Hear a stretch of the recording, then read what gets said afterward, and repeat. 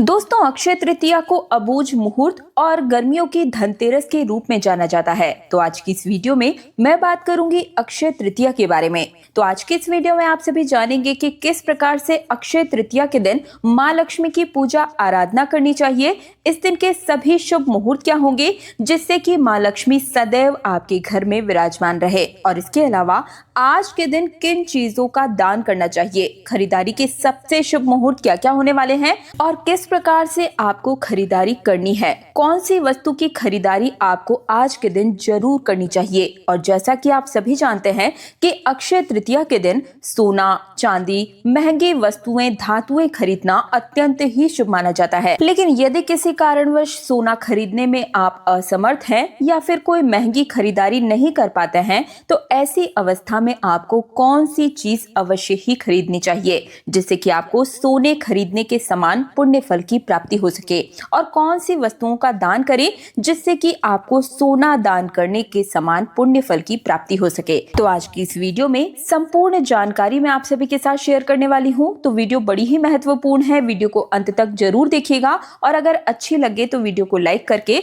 हर सनातनी भाई बहन के साथ शेयर तो करना ही है। साथ ही कमेंट सेक्शन में जय माँ लक्ष्मी जरूर ही लिख दीजिएगा। तो देखिए, जैसा कि आप सभी जानते हैं कि अक्षय तृतीया के दिन भगवान श्री हरि विष्णु और माँ लक्ष्मी की विशेष रूप से पूजा आराधना की जाती है, और अक्षय तृतीया को अबूझ मुहूर्त के रूप में भी जाना जाता है। यानी कि अक्षय तृतीया एक ऐसा दिन है जिस दिन आप बिना पंचांग दिखाए, बिना किसी ब्राह्मण या पंडित से पूछे आप कोई भी शुभ या मांगलिक कार्य कर सकते हैं। इस दिन पूरा दिन ही शुभ होता है।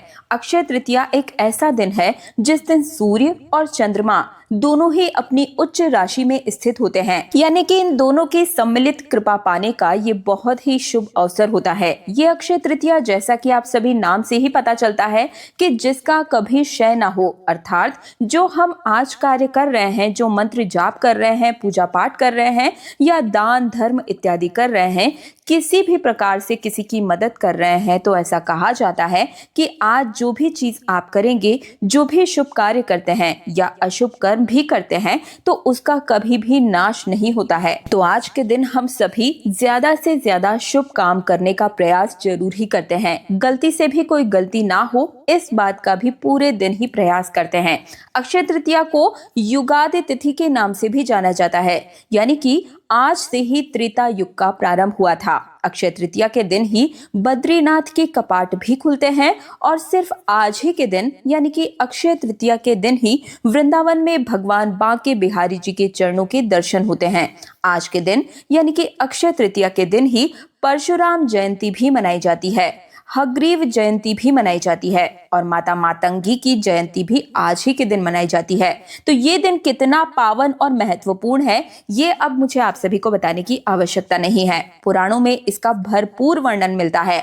और अब जान लेते हैं अक्षय तृतीया के पूजा विधि के बारे में। लेकिन उससे पहले जानते हैं कि अक्षय तृतीया का शुभ मुहूर्त क्या है और साल 2026 में अक्षय तृतीया किस दिन मनाई जाएगी। तो देखिए, बैसाख मास के शुक्ल पक्ष की तृतीया तिथि का आरंभ होगा 19 अप्रैल 2026 को, यानी कि रविवार के दिन, और सुबह में 10:49 पर ये प्रारंभ हो जाएगा, और तृतीया तिथि का समापन होगा 20 अप्रैल को सुबह 7:27 पर। वैसे तो सूर्योदय कालीन तृतीया तिथि हमें 20 अप्रैल को प्राप्त हो रही है, लेकिन पूरे दिन और रात्रि को तृतीया तिथि 19 अप्रैल को है, जो कि 19 अप्रैल को सुबह 10:49 से प्रारंभ हो जाएगी और पूरे दिन और रात्रि में भी रहेगी। तो ऐसे में 19 अप्रैल 2026 को यानी कि रविवार को अक्षय तृतीया मनाई जाएगी। 19 अप्रैल को सूर्योदय काल का समय होगा सुबह 5:52 पर, और सूर्यास्त का समय होगा शाम 6:49 पर।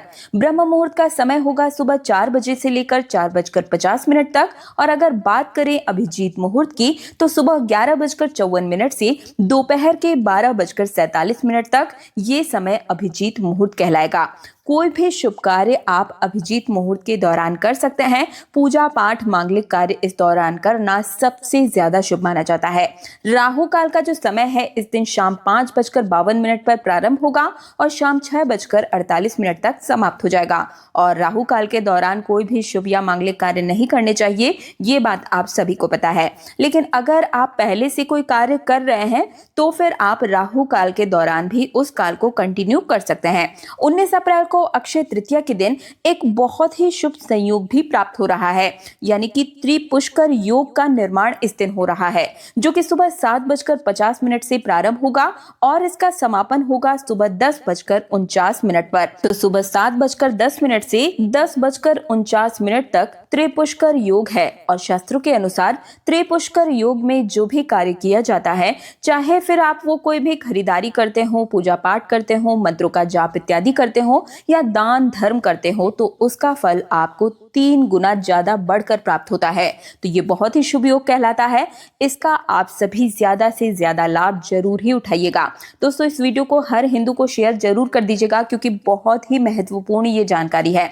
अब बात कर लेते हैं कि अक्षय तृतीया पर पूजा के शुभ मुहूर्त क्या होंगे। तो देखिए, इस दिन माँ लक्ष्मी की, भगवान श्री हरि विष्णु की और भगवान शिव शंकर, माता पार्वती की पूजा की जाती है।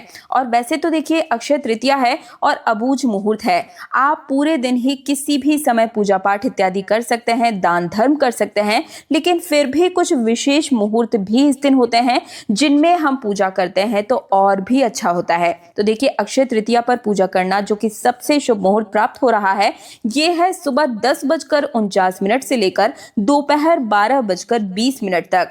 इस अवधि में माता लक्ष्मी की पूजा आप जरूर कीजिएगा। और इस दिन हम कलश स्थापना करके पूजा करते हैं। मतलब जब भी हम माँ लक्ष्मी की पूजा करते हैं तो अक्षय तृतीया के दिन विशेष रूप से कलश की स्थापना की जाती है। श्री कलश की स्थापना करें, अखंड दीप प्रज्वलित करें और फिर माता लक्ष्मी की और श्री हरि विष्णु की संयुक्त रूप से इस दिन पूजा जरूर ही कीजिएगा, ताकि हमारे घर में हमेशा के लिए सुख समृद्धि का वास बना रहे, किसी भी प्रकार का कोई अभाव न रहे। और इस दिन जो पूजा विधि की जाती है उसकी वीडियो भी मैं लेकर आऊंगी। घर पर सरल रूप से अक्षय तृतीया की पूजा की वीडियो आप जरूर देख लीजिएगा। तो चैनल से हर रोज जुड़े रहिएगा। तो इस शुभ मुहूर्त में आप सभी पूजा कर सकते हैं। और इसके अलावा 19 अप्रैल की शाम को प्रदोष काल में आप पूजा कर सकते हैं। रात्रि में विशेष रूप से मंत्रों का जाप कर सकते हैं, क्योंकि देखिए, अक्षय तृतीया पर हम जो शुभ कार्य करते हैं, पूजा पाठ करते हैं, मंत्रों का जाप इत्यादि करते हैं, उनका फल हमें जन्म जन्मांतर तक प्राप्त होता है। मतलब कभी भी समाप्त नहीं होता है, अक्षय पुण्य फलों की प्राप्ति होती है। तो रात्रि में जितना हो सके भगवान श्री हरि विष्णु और माँ लक्ष्मी के मंत्रों का जाप जरूर ही कीजिएगा। माता लक्ष्मी से प्रार्थना कीजिएगा और आपके घर में सुख समृद्धि के स्वरूप में, सकारात्मक ऊर्जा के स्वरूप में, माता रानी सौभाग्य के स्वरूप में आपके लिए सदा सदा के लिए विराजमान रहे। और अब जान लेते हैं कि इस दिन के सोना चांदी खरीदने के सभी शुभ मुहूर्त क्या होंगे। तो देखिए, 19 अप्रैल को सुबह 10:49 से लेकर 20 अप्रैल को सुबह 5:51 तक आप कोई भी खरीदारी कर सकते हैं। सोना खरीदना चाहते हैं, प्रॉपर्टी लेना चाहते हैं, या फिर कहीं कोई इन्वेस्टमेंट करना चाहते हैं, या इस दिन को शादी विवाह करना चाहते हैं, तो इस दिन सबसे ज्यादा शुभ मुहूर्त रहता है। आप किसी भी समय ये सभी कार्य कर सकते हैं। बस राहु काल का आप थोड़ा सा ध्यान रखिएगा। राहु काल में कोई भी खरीदारी या कोई भी शुभ कार्य प्रारंभ नहीं करना चाहिए। इस बात का आप सभी थोड़ा सा ध्यान जरूर रखिएगा। अब देखिए, इस दिन जो लोग सोना खरीद पा रहे हैं तो बहुत अच्छी बात है, लेकिन सोना इतना महंगा हो गया है कि हर किसी के खरीदने की बस की बात नहीं है। तो ऐसे में अगर आप सोना नहीं खरीद पाते हैं, कोई महंगी धातु नहीं खरीद पा रहे हैं, तो हमें ऐसे में क्या खरीदना चाहिए जिससे कि हमें सोने के बराबर ही पुण्य फल प्राप्त हो सके। तो देखिए, इस दिन अगर आप जौ खरीदते हैं या फिर चने की दाल खरीदते हैं या हल्दी की गांठ खरीदते हैं, तो इससे सोने के समान ही फल की प्राप्ति होती है। मतलब इसे भी स्वर्ण खरीदने जितना ही शुभ माना जाता है। इसके अलावा भी पीतल, मतलब पीतल की कोई धातु, जैसे कि पीतल का लोटा हो गया, घर के मंदिर के लिए पीतल का दीपक आप खरीद सकते हैं, या फिर आप इस दिन पीली सरसों भी खरीद सकते हैं। ये भी बहुत ज्यादा शुभ माना जाता है। तो आप इस दिन चाहें तो चने की दाल ले लीजिए, पीली सरसों ले लीजिए, ये भी बहुत ही शुभ माने जाते हैं। और पीली सरसों और जौ तो जरूर ही खरीदनी चाहिए। ऐसा नहीं है कि आपने सोना खरीद लिया तो अब आपको कोई और चीज खरीदने की जरूरत नहीं है। कम से कम पीली सरसों, चने की दाल या जौ इस दिन आप जरूर ही खरीदिएगा, बहुत शुभ माना जाता है। हल्दी अवश्य ही ले लीजिएगा, इससे भी घर में शुभता आती है, शुभ और मांगलिक कार्य घर में बने रहते हैं। क्योंकि देखिए धन से भी ज्यादा आवश्यक होता है कि घर में शुभता बनी रहे। घर में मांगलिक कार्यों का निरंतर होते रहना ये सबसे ज्यादा आवश्यक है, क्योंकि कई लोग आपने ऐसे देखे होंगे जिनके पास धन दौलत तो कूट कूट कर भरी है, किसी चीज की कोई कमी नहीं है, लेकिन घर में कोई शुभ कार्य नहीं हो पाता है, कोई मांगलिक कार्य नहीं हो पाते हैं, घर में हमेशा कलेश बना रहता है। घर में कोई भी शुभ या मांगलिक कार्य की बात हो तो कलेश पहले होना प्रारंभ हो जाता है। तो ऐसे में इस प्रकार की स्थिति से बचने के लिए शुभ वस्तुएं अवश्य ही खरीदनी चाहिए। अब बात करते हैं कि इस दिन आपको क्या दान करना चाहिए, क्योंकि देखिए अक्षय तृतीया के दिन दान का विशेष महत्व होता है। दान इस दिन जरूर ही करना चाहिए अपने अपने सामर्थ्य के अनुसार। आप कोई वस्तु खरीदें ना खरीदें, लेकिन इस दिन दान अवश्य ही कीजिएगा। दान किन चीजों का करें, अब ये जान लेते हैं। तो देखिए कहा जाता है कि आज के दिन आपको स्वर्ण दान करना चाहिए, भूमि दान करना चाहिए, या अपने सामर्थ्य के अनुसार किन्हीं भी चीजों का दान इस दिन जरूर ही करना चाहिए। अब देखिए जो लोग स्वर्ण दान नहीं कर पाते हैं, देखिए सबके लिए तो ये पॉसिबल नहीं है कि कोई भूमि दान कर दे, स्वर्ण दान कर दे। तो ऐसे में हमें क्या दान करना चाहिए जिससे कि हमें स्वर्ण दान के समान ही पुण्य फलों की प्राप्ति हो सके। तो देखिए इस दिन जल दान का विशेष महत्व होता है। आप चाहें तो कहीं पर प्याऊ लगवा सकते हैं, या कहीं पर भी जो राहगीर होते हैं उन्हें जल दान कर सकते हैं, पानी की बोतल दान कर सकते हैं, तरबूज जो ठंडे फल होते हैं उनका दान कर सकते हैं। प्यासे लोगों को, राहगीरों को इस दिन जल जरूर ही पिलाना चाहिए। इस दिन आप अपने घर की छत पर पक्षियों के लिए पानी रख सकते हैं, या घर के बाहर में आप जानवरों को भी पानी पिला सकते हैं।